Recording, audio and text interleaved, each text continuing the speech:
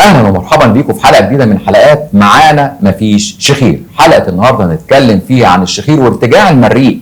لو في علاقه بين الشخير وارتجاع المريء، طبعا ما كناش عملنا لها حلقه، وما كانش تقريبا كل عيانين اللي بيشتكوا من موضوع الشخير بيجوا، ومن ضمن الشكاوى اللي هم بيجوا اساسيه عندهم انا رحت لتخصصات كتير وقالوا لي عندك ارتجاع مريء وخدت ادويه كتير، لكن للاسف ما جابتش نتيجه.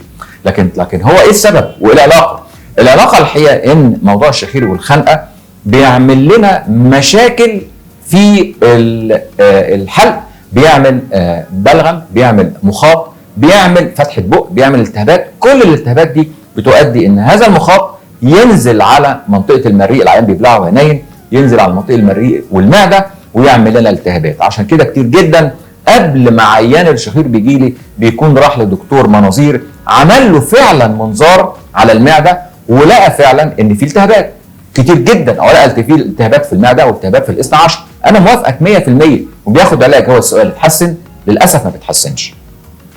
لكن بتحسن امتى؟ بتحسن لما بتشخص مظبوط، بنعرف ان المشكله موجوده في الحلق، بنعرف ان لما تعمل له مناظير ونلاقي ان عنده مشاكل المخاط، مشاكل خنقه، مشاكل النفس، مشاكل الصوت العالي، كل الكلام ده، وبنكتشف ان هو ده السبب الاساسي في موضوع الشكوى بتاعه ارتجاع المريء، اللي هو موجود حرقان على طول في منطقه الحلق، منطقه المريء ومنطقه المعده.